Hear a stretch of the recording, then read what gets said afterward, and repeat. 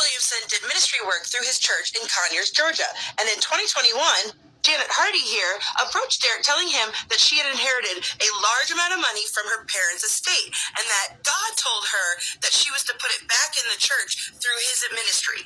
They both put in money together to buy this property.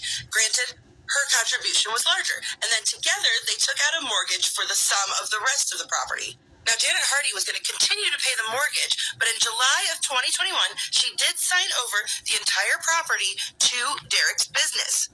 Here's both their signatures and an official notary. Derek is also the only stockholder of the company. Jordan Hardy here unexpectedly became pregnant, and she also was dealing with substance abuse problems. Derek, who was very close with the family at the time, offered to let them all move into the spare bedrooms on the property so that he could help minister and be a friend to Jordan in this time of need. In exchange for this arrangement, Janet said that she would take on the full mortgage and the utilities for this arrangement. Okay, so you hear the narrative. This is their perspective.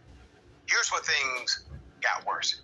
Now, in April of 2022, things started to go sideways. I'm recording all this. Move out of my way. Get out of my way. I'm calling law enforcement now. I'm calling law enforcement against you all now. Unsurprisingly, it wasn't long until the Hardys started gaslighting Derek into thinking he owed them. They felt entitled to business decisions. They felt like the home was theirs and he was just living in it. Derek was trying to retrieve business documents out of that drawer there, but they were trying to make it sound like it was their furniture and he wasn't allowed in it. Unshockingly, when Derek called the police for help, they didn't. In fact, the opposite. Now, after this incident with the Hardys, Derek tried to file a stay-away order, but in court, the women all said that Derek was the one who attacked them. Even though there was video, who do you think the judge believed? The judge actually flipped the order, and Derek was forced to leave his home. Legally, everything is in Derek's name. Okay, now remember, everything is in Derek's name. Everything is in Derek's name. How did the system get utilized in such a manipulative way? Here it is. Theoretically, even though he wasn't allowed at the property, Derek could have started eviction proceedings to get them out of his house, except for the fact that suddenly Janet and Jay Hardy were going to file for divorce. Then Jay filed a return of deed on behalf of Janet in order to try and liquidate the assets that he claimed she was basically trying to hide in their divorce through Derek's business.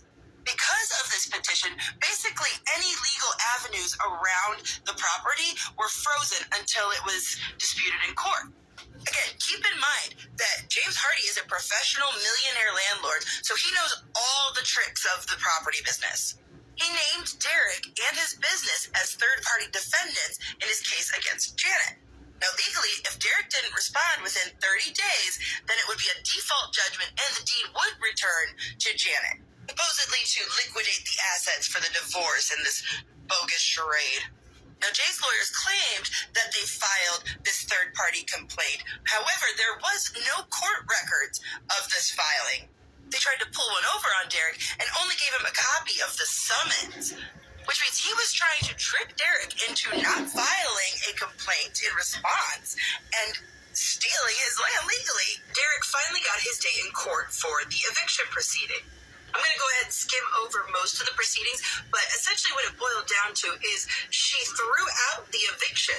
She essentially told Derek that he had filed the wrong motion, that he was looking for a ejection, not an eviction. The judge then claimed that the deed was in question, even though it's never been in question. There's never been any sort of motion or defense that has questioned the deed. So then Derek has to go through this whole process again, filing for an ejection. Let's put up the picture of the young man at the center of this saga. Okay, he actually hit me up on social media. According to Derek's GoFundMe, his animals are like his family, have been quietly stolen, sold, and rehomed due to his unfortunate current situation. According to Derek, his former business partner conspired with the Hardys to take animals. My former business partner, zoo owner, teamed up with the Hardys to physically steal my animals and all our animal enclosure fencing, approximately $100,000, and built up a new facility with our fence that is now a few miles from my farm. Nicole Canoy is their primary wildlife accomplice, according to Derek Williamson. Derek posted videos of some of the stolen animals, okay? And also the fencing. Judge Holt, who was involved in the eviction case, had to recuse herself, but later accused Derek of stalking her because she was exposed online.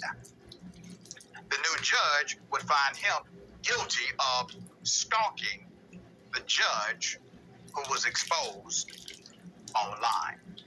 But Derek went to police to request the police reports. He was handed a cover page of the report, but they refused to give him the narrative versions that would happen about what happened in the incident. A woman at the Morgan County Sheriff's Office said that open records requests don't cover narrative paperwork. After he left, the lieutenant would call him to inform him that the woman from the station gave him misinformation. Okay, let's put up his GoFundMe. He has a long legal